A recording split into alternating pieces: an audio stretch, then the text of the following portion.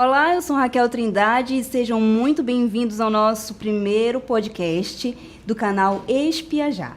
Aqui você vai encontrar muitos assuntos relevantes da nossa sociedade. Bate-papo tranquilo, divertido, informativo. Aqui na nossa mesa hoje a gente tem 3 personalidades muito importantes que vão ser figuras também importantes para a política paraense. Entre eles, Mazoni Raulino, que é empresário e vai tentar a sua primeira experiência na política, isso por não concordar com a política que estamos aí presenciando no dia a dia. Também temos Major Marconi, que está aqui, participando conosco, veio trazer muitas informações, veio trazer seu posicionamento, mostrar o quanto tem sido relevante também participar como presidente do Partido Solidariedade. Entre eles também temos o delegado Eguchi, que foi uma figura muito importante também no ano de 2020, quando se candidatou à Prefeitura de Belém. Então, gente, agora eu abro espaço para que vocês possam falar um pouquinho de cada um, falar um pouquinho da vida pessoal e também o que levou cada um de vocês a entrar para a política. Qual é o fator principal que leva vocês a estarem aí se mostrando uma figura diferente dentro desse cenário? Vou iniciar, então, a conversa, o bate-papo sobre política, falando o motivo real que eu entrei para a política. Além do convite do presidente Bolsonaro, além do convite da Associação Nacional dos Delegados de Polícia Federal, o que me levou a entrar na política é que eu estava cansado, como todo eleitor paraense, cansado e indignado. Eu não aceito mais votar no menos pior. Eu acho que o presidente Bolsonaro mostrou que nós, pessoas de bem, pessoas comuns da sociedade, podemos entrar na política. E eu estava cansado de escolher aquela lista de candidatos e olhar e dizer assim, deixa eu ver qual é o menos pior. Esse não, esse não, esse não. Esse daqui, mais ou menos, vou votar nele. E isso tem que mudar. E eu acho que aqui nessa mesa tem pessoas que têm o mesmo pensamento e querem acabar com esse negócio de votar no menos pior. Vamos votar no melhor, porque tem pessoas boas. Eu tenho dito assim, Gus, que a gente que está no estado, no extremo norte do Brasil, um estado de muitas riquezas, de muitas possibilidades, e o abismo social que a gente vive na realidade no estado, eu acho que esse é um fator motivador também para que a gente esteja. A gente precisa, as pessoas de bem precisam se unir, porque se as pessoas de bem não ocuparem esse espaço político, aí os aproveitadores vão ocupar e vão determinar para as pessoas de bem o que tem que fazer. Então, acho que é hora, Mazoni, que a gente precisa se unir, as pessoas de bem, que querem ver um Brasil forte, um Pará forte, se unir nesse propósito. E uma das tristezas que eu vejo aqui, quando eu sou empresário em viagem em outras capitais, eu vejo crescendo, aqui fica na mesmice, aqui fica trocando a política de pai para filho, e ficando o atraso na mesmice, o povo... A gente pensa que o povo quer mudança, mas na hora que é para votar mesmo, que precisa do povo, o povo às vezes tem uma falhazinha técnica. Vê pelo o atual prefeito. A gente anda na capital aqui, é lixo por tudo que é canto. Agora prejudicaram os próprios eleitores dele, que essa semana levou spray de pimenta na cara, por brigar por uma passagem. Eu acho que isso aí a gente acredita. Pensa, eu fui convidado para Eguchi para vir para a campanha. Mas aonde despertou, de fato, essa vontade de ser representante do povo como um político? Quando eu recebi o convite do Eguchi, eu falei, Eguchi, não sei se dou para encarar um negócio desse, porque eu vejo muitas falsidades, muita deslealdade no meio da política, que a gente pensa que a pessoa está junto com a gente, está junto, quando menos espera ele já está indo por trás para fazer outras coisas que não é coisa para homem fazer. Então eu estou vindo para me ver se eu me torno uma pessoa diferencial para ver junto com ele, junto com o Marconi. É um grupo que está se montando no estado do Pará, que pensa no Pará. Então a gente quer o bem do Pará, coisa que talvez os próprios paraenses não dê valor ao estado dele, o município dele. Eu acho que tem que acordar, tem que mudar, tem que botar gente nova. A gente vê a Assembleia omissa vários erros que aconteceu no governo, e só tinha 2 gritando, e o resto tudo calado. O Ministério Público também deixa a desejar, que vê os erros, vê os orçamentos em excesso, tanto de governo quanto de prefeitura, mas não bota fiscalização. Então a gente está à mercê disso aí. Então a gente vai tentar ser diferencial desse meio. Major, o senhor quando trabalha com ações sociais por meio do Instituto e se propõe também a ser um político, a representar o povo. Qual o diferencial do Major quando ele se propõe a isso? Quando eu tive a oportunidade, a experiência de ser vereador no município de Ananindeua por um curto espaço de tempo, e esse curto espaço, ele deu-se exatamente por não concordar com a maneira que se fazia a gestão dentro do município, né? Então, as políticas públicas, elas não eram voltadas para o povo e para o engrandecimento do município. As políticas eram feitas por questões próprias, interesses próprios, interesses individuais. Então a pessoa nunca teve um projeto para o crescimento do município. E hoje, desse convívio com o Eguche, com o Mazzoni, com outros políticos, a gente tem um projeto para o Pará. A gente quer um estado onde a gente possa desenvolver, trazer esse estado, guindar esse estado para uma posição de destaque dentro do cenário nacional. E o paraense ter orgulho do estado. Exatamente, a gente tem condições disso, porque nós temos várias riquezas. Cada região do Pará, cada mesorregião do estado tem uma vocação e que não é explorada. E que isso não, e os projetos, eles não têm essa visão, não tem objetivo, não tem meta, né? Nós não temos programas sociais efetivos que transformem aquilo em geração de emprego e renda, né? Então, o que nós pretendemos fazer é que a gente possa fazer com que o nosso projeto para crescimento e desenvolvimento desse estado alcance realmente todo o paraense. Por que esse apelo tão grande por uma personalidade que surgiu como um candidato à Prefeitura de Belém, levou mais de 360 mil votos, e como é que o senhor tem construído essa caminhada aí para que esse povo que aclama pelo senhor, vindo como um representante dessa sociedade, realmente eles possam se sentir representados? Que a gente carrega no coração, valores que não são de hoje, não é para a política, é para a vida, é Deus, pátria, família, e agora estamos agregando a liberdade, que está tempos difíceis para a liberdade. Então, eu acho que o povo precisa disso. Como Marconi falou, nosso país, nosso estado é um estado riquíssimo, mas um povo muito pobre. Os menores índices de IDH do Brasil, não pode isso, tem muita riqueza aqui para a gente contribuir. O Mazzoni falou outra coisa também aqui interessante. Veja por que nós estamos aqui. Eu nunca tive mandato e você fala, até para governo você está sendo lembrado. O Mazzoni, um empresário, nunca participou da política. O Marconi, que é também um empresário, que participou, mas muito pouco, há bastante tempo atrás, e agora se viu na obrigação de voltar. Por quê? Porque não tem político que represente realmente os valores que nós queremos. Os nossos políticos não representam o que a gente quer fazer para o nosso estado. Essa transformação que o Marconi falou, essa transformação a gente não vê acontecer, só vê no discurso. E passa ano, entra ano. Veja agora o prefeito de Belém, como o Mazzoni falou, jogando spray de pimenta nos eleitores dele. Lá tinha o pessoal do PSOL, do PT, que achavam que ele ia ser o melhor prefeito do Brasil. E ele é o prefeito dos pobres, mas que agora está colaborando contra os pobres, porque, eu não sei se vocês sabem, das 27, eu incluo o Distrito Federal, mas das 27 capitais do Brasil, se eu não me engano, 22, elas têm subsídios para passagem de ônibus. O Belém não tem. E quem é que usa ônibus? É aquela pessoa mais necessitada, que mais precisa, que deveria. É o refúgio de outros estados, porque os ônibus da capital de Belém faz vergonha.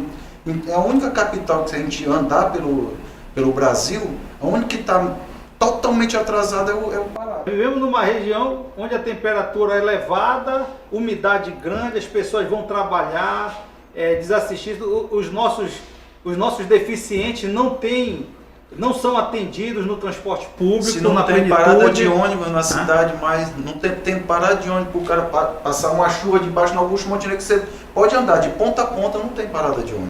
qual seria a desculpa ou a resposta ou a situação correta para ser aplicado nessa ausência de gestão do poder público, nessa ausência de incisão do poder público para que possam os empresários serem pressionados para colocarem uma frota nova na rua, dar essa possibilidade de um conforto melhor para o... Não, eu vou falar de carteirinha, eu vou falar do que aconteceu comigo quando eu fui candidato a prefeito de Belém. Os empresários de ônibus tentaram ajudar, contribuir na campanha, mas tinha uma contrapartida e eu não aceitei. Então, talvez o prefeito aí tenha aceitado a contribuição e a contrapartida, e ele se vê algemado nesse acordo para poder cobrar agora o que tem que ser feito. Quando vieram para contribuir para a nossa campanha em 2020, eu mandei o recado, eu disse, olha, pega esse dinheiro, ao invés de contribuir e gastar na campanha, comprem ônibus novos, que aí vocês não vão ser cobrados. E depois desapareceram, né?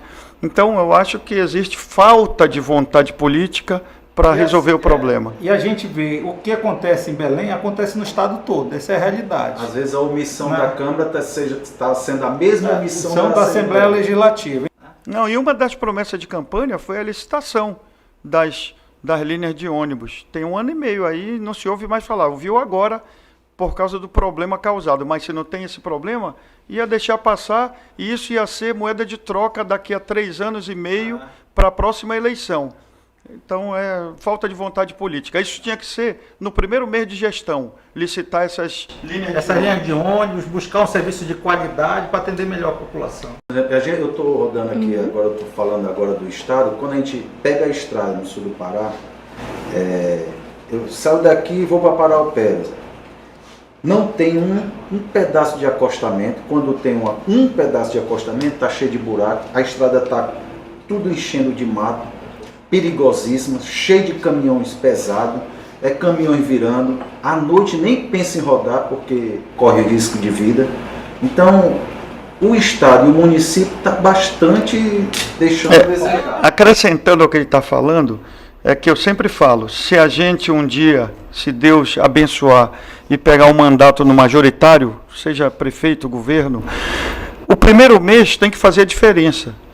No atual governo, ele está deixando para o último minuto, os 45 do segundo tempo, para lançar a ideia de licitar uma concessão da PA 150. Quer dizer, ele teve 4 anos para fazer isso.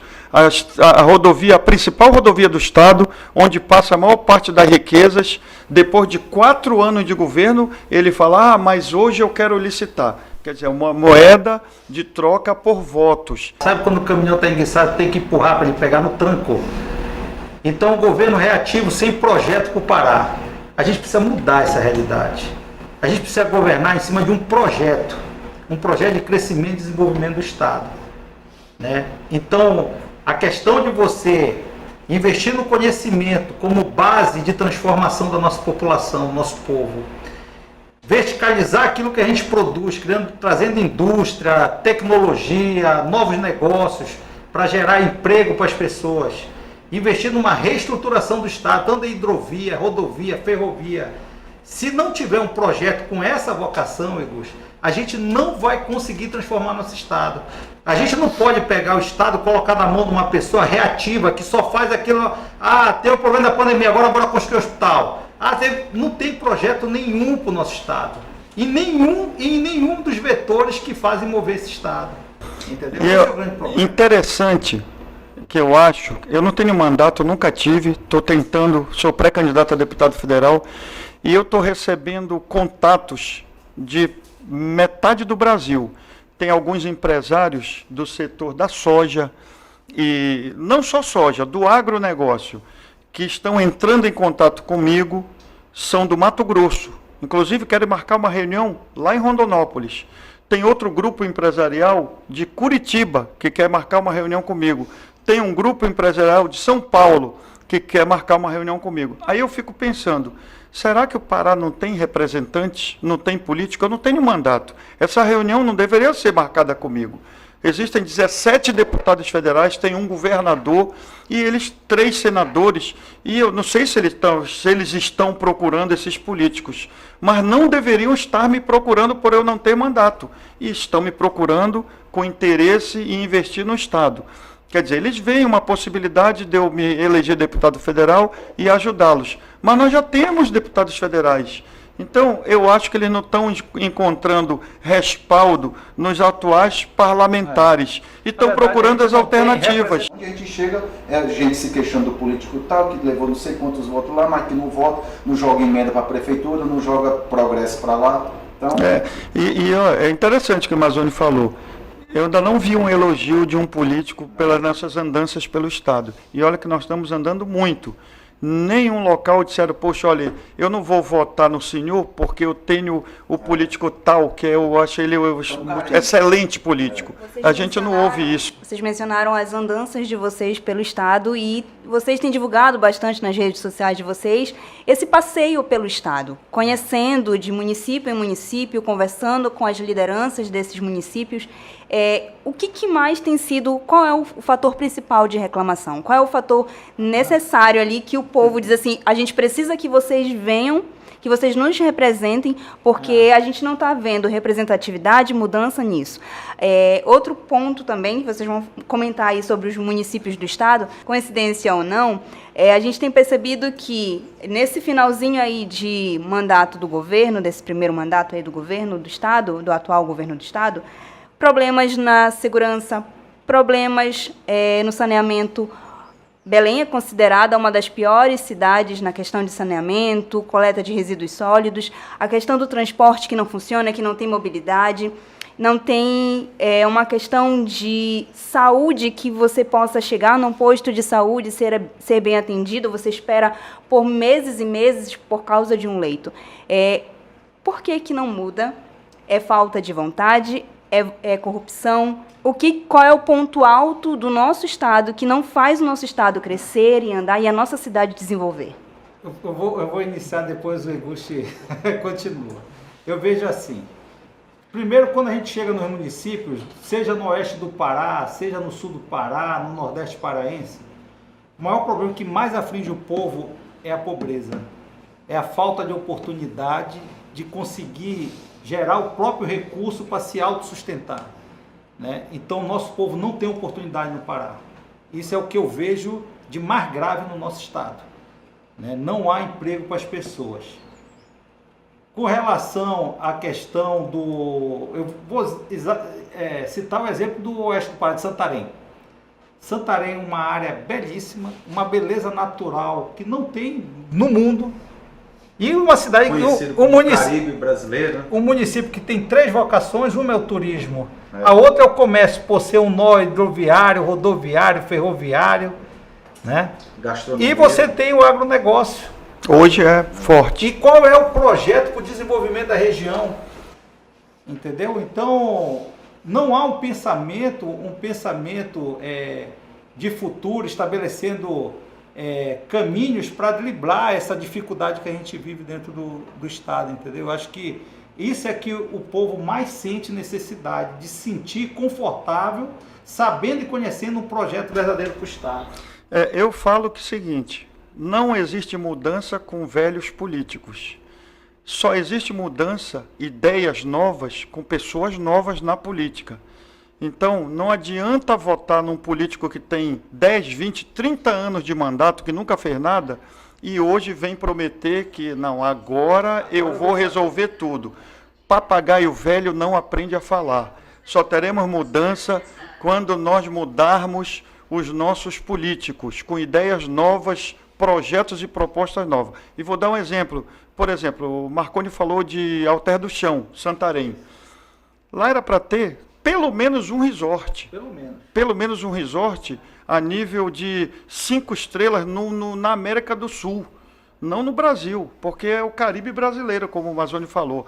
E os hotéis lá, se você for, pouquíssimos hotéis são bons. São de médio, pousadas de médio para ruim.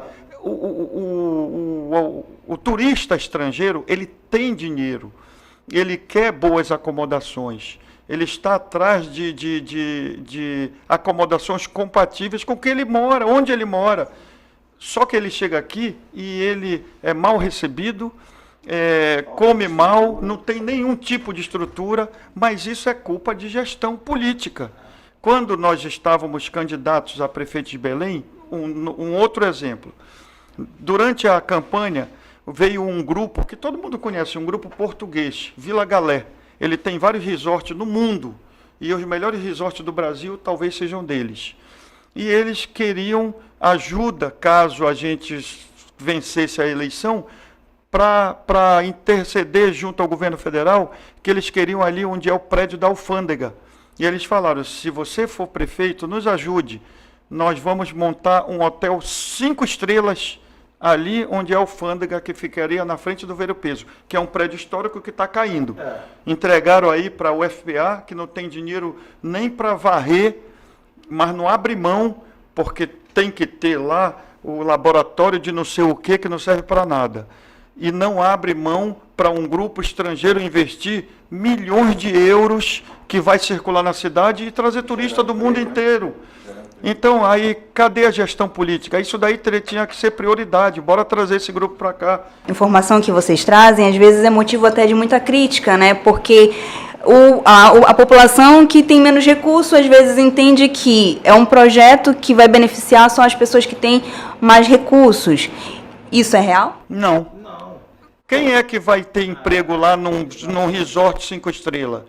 O pessoal que mora lá, que tem a barraca no Ver o Peso, que o turista vai todo dia vai lá comprar. Que vai se alimentar, o restaurante, os restaurantes, tudo. Toda uma cadeia que se beneficia de um investimento. Tudo. O turismo é 10% da economia do mundo. Um turista não vai onde não tem bons hotéis. Se tiver bons hotéis, se ali fosse um resort, eu duvido se os cruzeiros... Sabe quantos cruzeiros vão parar, vão parar em Belém essa temporada? Nenhum.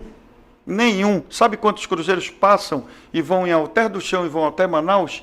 Na minha época, quando eu era chefe da delegacia, era de 70 a 80 cruzeiros. E nenhum para em Belém. E cadê esse dinheiro? Cada turista, ele gasta $100 por dia. Isso é uma média mundial de gasto de um turista. $100 por dia. Cada cruzeiro tem uma média de 2 a 3 mil turistas. O que é que eles vêm ver em Belém? Além de lixo, de sujeira, nada. Tem um outro projeto, porque o povo não sabe, o povo não ficou informado, que foram tantas coisas que aconteceram, mas veio também um grupo comigo, o maior grupo de PPP do mundo, parceria público-privada, e disseram assim, se o senhor ganhar, nós vamos transformar Belém em Cartagena. Cartagena era uma cidade igual Belém, do tamanho de Belém, e igual Belém hoje. Cheia de lixo, cheia de problemas. Esse grupo entrou lá, transformou Cartagena no um dos maiores pontos turísticos da América do Sul. E sabe quanto o governo colombiano ou a prefeitura de Cartagena gastou? 0, porque foi PPP. Foram empresários que investiram lá e depois montaram resorts, montaram toda a estrutura turística. Então, hoje o que acontece é que a gente não vê essas ações. Parece que querem deixar o povo paraense cada vez mais pobre. Aqui calou tudo, né? Calou a imprensa, que a imprensa hoje... Antes ela tinha pelo menos uma oposição, hoje já não tem oposição na imprensa. É toda escalada, está cega na realidade. Ninguém fala, critica o governo atual e pouco menos prefeitura. Estão mostrando a realidade da prefeitura. Vê a BR ali, o BRT. Tá parado. Aquilo é um absurdo. Hoje, eu acho que foi hoje. E essa BR parada. Solução equivocada. Hoje ou ontem. Outras tecnologias já, você poderia fazer VLT, e abrir mais as pistas. Era nosso projeto do VLT. Cadê o Ministério Público para cobrar do governo?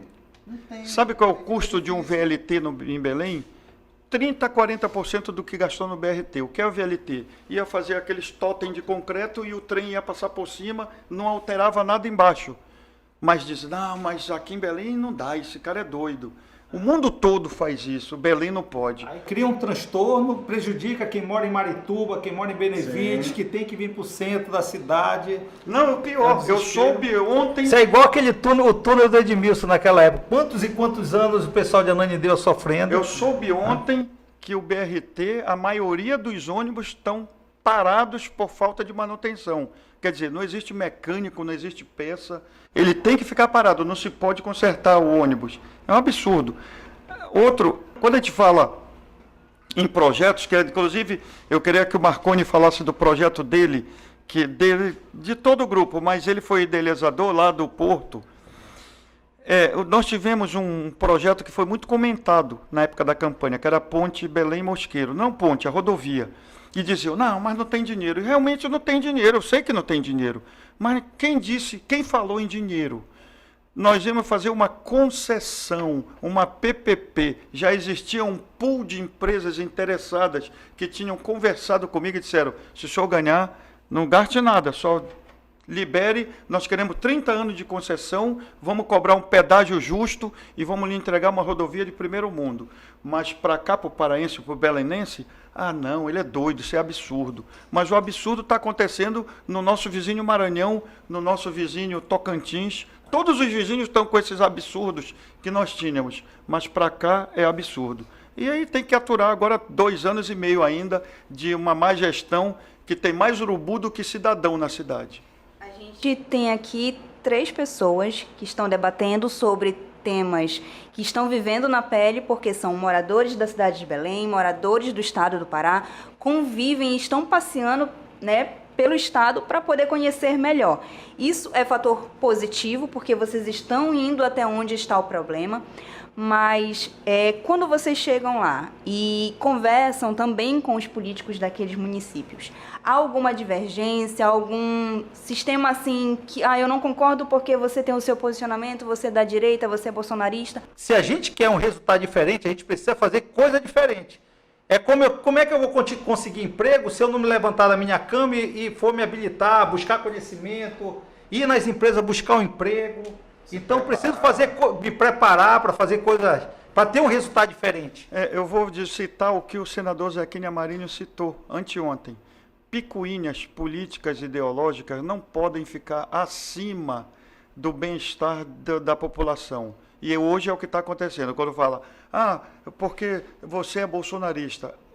Muita gente ainda não entendeu o que é ser bolsonarista. Vou tentar explicar. Bolsonaro é uma ideia, é um projeto, é uma esperança, não é uma pessoa. Quando se fala em Bolsonaro, é uma mudança nos rumos da política.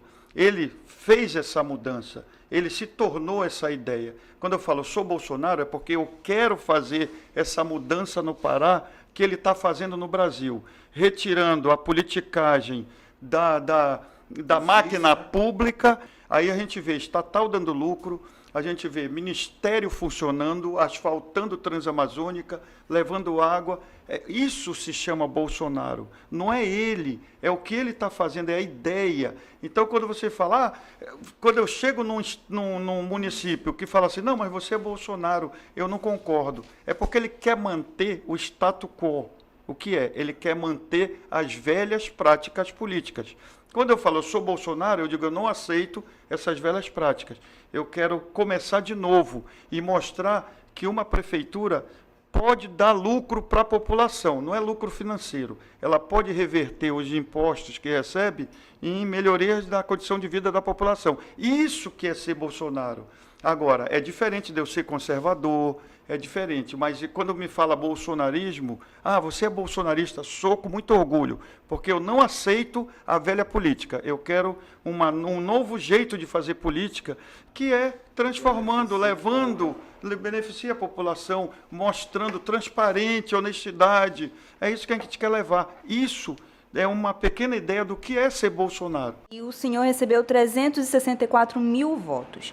Isso é quase a metade, ou aproximadamente a metade dessa população que se negou a se manter num regime que estava acostumado a ouvir, a trazer promessas de mudança, mas que quando chegava no poder não trazia essa mudança.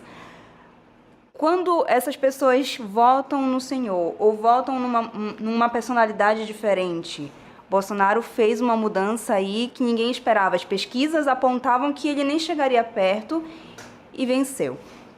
qual a visão de vocês três sobre esse cenário que muda? E qual a perspectiva para esse cenário para 2022? Eu explicar só sobre a votação. O nosso eleitor foi eleitor que a gente chama orgânico. Não teve 1 centavo de compra de voto. Tanto que o nosso saiu em todas as revistas e jornais de grande circulação o voto mais barato do Brasil. Divide o número de votos pelo que gastou na eleição. E o nosso foi 69 centavos.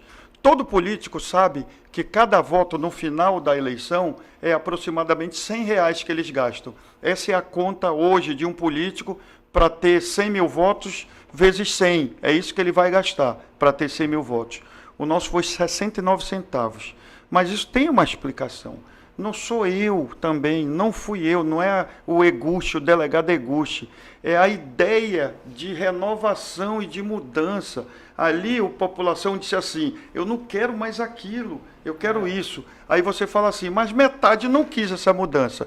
Mas veja como foi conquistada a metade do lado de lá.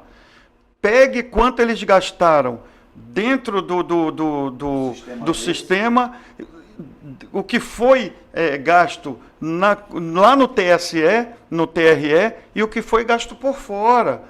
Então, não foi metade da população que não quis as novas ideias. Foi metade da população que...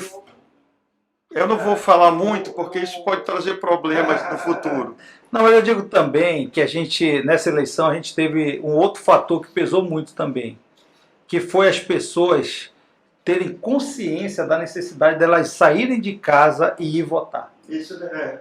Então, ela teve essa problemática. Quem votou no Eguchi votou numa esperança, mas nós tivemos um problema muito grande, que foi a consciência das pessoas com o voto. As pessoas precisam ter consciência da importância do seu voto. Quando ela chega no dia da eleição e ela não comparece, né, à sua sessão para votar, escolher um candidato, ela está comprometendo, ela está atestando que a decisão do terceiro está tudo bem. Aí quando é hoje, toma aqui uma portaria que te deixa trancado em casa. Daqui você está sem atendimento médico.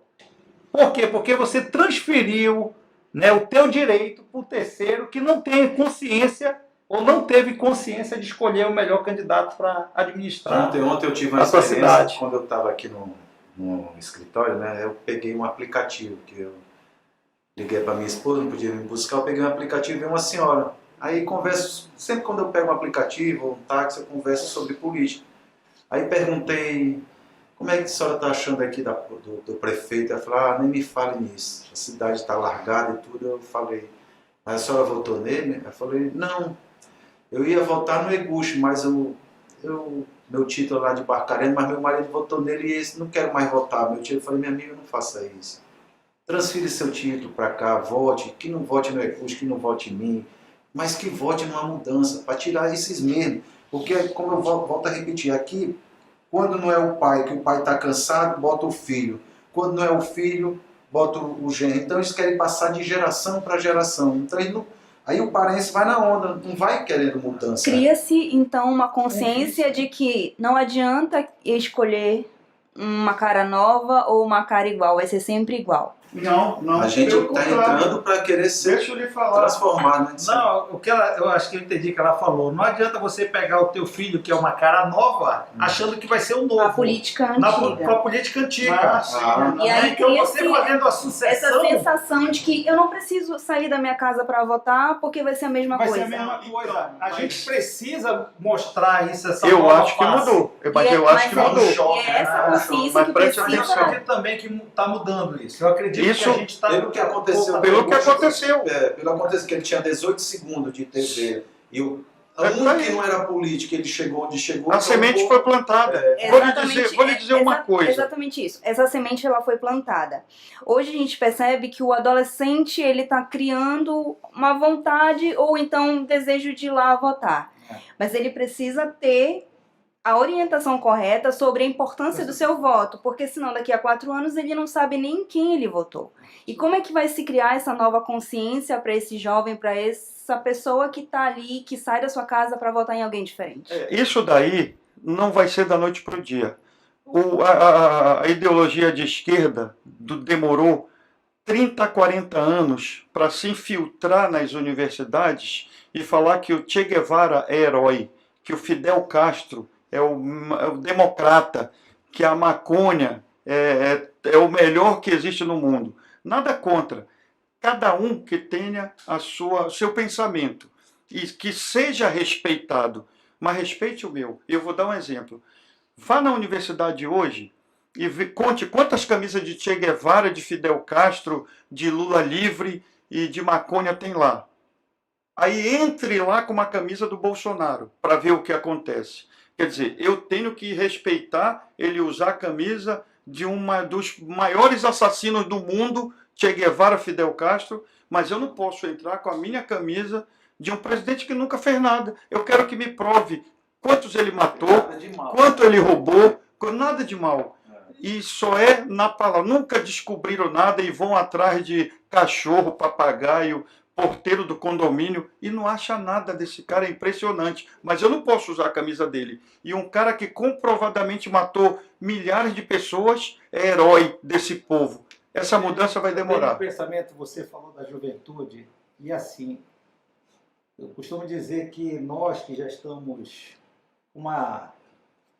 numa outra fase da vida, Mais experiente. um pouco mais experiente, que a gente pode hoje contribuir um pouco mais com a sociedade, a gente tem que pensar na importância da juventude, sabe, Gus? Sim. A gente tem que investir tudo que a gente puder na juventude. Porque é essa juventude que quando nós tivermos já, como dizia o meu sogro, depois das 18, entendeu? São esses jovens de hoje que serão nossos futuros engenheiros, nossos técnicos, os médicos, todo esforço. Eu falo para você, um dos grandes fatores de eu estar envolvido hoje na política é pensando na juventude, por não concordar com a maneira que os nossos jovens são tratados. Nossos jovens não são oportunizados, não têm esclarecimento, são conduzidos por uma massa de pensamento pequeno, né, que não tem prosperidade, não leva prosperidade para eles. Nós temos que fazer todo o esforço, Augusto, quando estiver numa Câmara Federal, quando estiver na gestão do Estado, na gestão do município, a gente tem que fazer o máximo de esforço para beneficiar a juventude. Marconi falou duas coisas interessantes. Juventude, beneficiar a juventude é o nosso futuro. Aí você vê como se prepara um jovem. Primeiro é na família. A família é a instituição mais importante, é a base de tudo. Lá você vai ter cultura, mas você não vai ter educação na escola. Educação é em casa. Mas na escola, quem é que educa? É o professor. Olha o que o prefeito dos pobres está fazendo com o professor. Olhem o que o fascista genocida fez com o professor. Quer dizer, o discurso é um, os atos são outro. Bolsonaro deu 33% de reajuste para a categoria e o prefeito não quer repassar esse reajuste, mas ele tem dinheiro para dar 2 milhões para as escolas de samba quando não teve carnaval da Covid. Mas para dar para o professor que vai criar e educar nossas gerações com cidadania, com caráter, com dignidade, não tem esse dinheiro. Então, como eu falei, é uma mudança muito radical que tem que fazer. Eu, por exemplo, se eu tivesse sido prefeito, eu tinha dito, todos que estão do meu lado sabem, não é discurso aqui de da boca para fora, não. Professor, médico, eu falo médico porque engloba todos os profissionais de saúde, tá? Eu falo médico, mas que todas as classes, desde o auxiliar, desde o agente de endemias, tem que ter um salário que possa manter sua família com dignidade. Um professor tem que ter, quem trabalha na segurança tem que ter. E a outra coisa que ele falou interessante, ele falou, não, é aí que vão formar nossos médicos, advogados e engenheiros. Vocês já viram a quantidade de antropólogos que são formados no Brasil? Sociólogos que são formados no Brasil? Historiador, nada contra essas profissões. Mas num país que se forma 1000 sociólogos para cada médico, tem alguma coisa diferente. Porque nós somos tem alguma coisa tem alguma coisa estranha. 2000 anos. Nós estamos em plena formação. social, estrutural, tudo. Se nós estamos em formação, a gente precisa investir no conhecimento daqueles que vão ajudar nessa formação. Que são os médicos, engenheiros, professores que vão formar. O professor tinha que ser a classe, na minha concepção, mais respeitada no Brasil. Você já viu que hoje todo mundo ou é filósofo ou é cientista político? Cientista político é sociólogo. Por quê? Onde é que esse povo se emprega? Veja quantos saem das faculdades e vejam quantos são empregados na profissão. Eu quero saber alguma empresa que contrate um filósofo, alguma empresa que contrate um sociólogo, até que tem, mas um filósofo, um antropólogo, muito pouco, muito pouco. Agora a gente vai no interior, perto de Belém, que não tem médico, porque eles preferem formar filósofo, sociólogo, antropólogo, do que médico, do que engenheiro, do que advogado, do que enfermeiro, do que dentista. Não pode. A gente tem que priorizar as profissões que realmente vão contribuir com a melhoria. A gente precisa verdadeiramente deixar de hipocrisia e saber o que o povo precisa. Eu digo que hoje a política ela é hipócrita, porque ela não faz o que o povo precisa. E a gente está aqui nesse bate-papo com pessoas que verdadeiramente querem ver a política de forma diferente, o Estado. Né? E não se locupletar das coisas públicas, entendeu? Querem realmente um resultado diferente. O senhor menciona isso, e quando a gente vai fazer uma pesquisa breve sobre a questão do o sistema político do Brasil, os parlamentares, o sistema parlamentar do Brasil, ele é o segundo maior, é o segundo mais caro, e a função do deputado é fiscalizar, certo? Então, como é que a gente tem 17 representantes e a sociedade não está sendo, a sociedade paraense, sendo bem representada por esses 17? Vai entrar gente nova, vai ter uma renovação, mas nunca pode ser renovação pela renovação, só mudança de cara. Tem que ser mudança de postura, de projetos novos. Novos projetos. Você está se referindo a, vamos supor, só no cargo federal. E o estadual, que também conta, que aqui tem 42, sim, onde só 2 gritam. 41, né? Onde só 2 gritam. 39 aceita o amém do gestor. Então, eu acredito que tanto serve por 17 para representar o Paraná, quanto os 41 para representar aqui. Aqui todos ficam calados. Os 17 que estão lá, a gente anda pelos municípios, muita gente está se queixando. Então, os 17 que é para representar o povo de todo o estado do Pará, também está deixando a desejar. Tanto que eu acredito que nessa eleição muitos vão ficar de fora. Porque quando a gente escuta muito aí no município, não, esse aqui eu não voto mais, porque nos enganou. Chega aqui, quer o nosso voto e não dá condição para cá do município. Na verdade, os políticos antigos que fazem politicagem, eles só mudam de base, né, Gusto? Ele sai, se hoje eu fiz campanha no município de Marapani, amanhã eu vou fazer em Castanhal. Aí ele vai mudando de base, vai migrando. Ele escolhe, vai enganando e vai se perpetuando. É assim que eles fazem. Mas, sobre o que você falou agora dos políticos. Dos 17. Dos 17, do Congresso. Eu vou falar de geral. De maneira Primeira coisa, nas principais democracias do mundo, senador só tem um por estado. Não há necessidade de ter, porque ele vai pesar 3, sendo 3 em cada estado ou 1, o peso é o mesmo. O Senado foi criado para que o Amapá tenha o mesmo voto de São Paulo no Senado. Porque senão São Paulo engolia o Amapá e todos os estados pequenos do Brasil. Então, essa é a função do Senado. Mas tem 3, e cada um custa dezenas de milhões de reais por ano, sem necessidade. Por quê? Porque se tornou uma profissão. Política não é profissão. Segundo, deputado federal. Qual é a função? Deputado e senador, qual a função? Como você falou, fiscalizar, criar leis. Qual é a principal função hoje que está sendo no nosso Congresso? Não é de hoje, não. Nosso Congresso há muito tempo. Emenda parlamentar. Aquele deputado tem que levar dinheiro para o município tal. Não é função de um deputado levar dinheiro. Agora, hoje é a principal importância que um deputado para comprar os votos. porque ele mandou muita emenda para aquele município e o prefeito se vê na obrigação de restituir com votos. E isso é um absurdo, por isso que não muda muito. Porque os prefeitos estão todos assim, com os deputados que viram prefeitos, que viram deputados, mas são os mesmos. E que depois ainda vão para o Tribunal de Contas julgar as contas deles mesmos. Então, se não mudar com pessoas novas, ideias novas, não saímos desse sistema. Eu agradeço a participação de todos vocês. Se a gente fosse botar em pauta aqui mais assuntos, a gente levaria dias discutindo, dias falando tanto das soluções quanto dos problemas que a gente vê por aí. E eu falo para você que acompanhou o nosso podcast, eu agradeço muito a sua participação até aqui. Se você ficou com curiosidade, se você tem alguma pergunta, é só você mandar aí nos comentários, deixar a sua proposta nas nossas redes sociais e dizer quem é que você quer também aqui na nossa mesa para que a gente possa conversar, debater e quais os assuntos que você quer ver.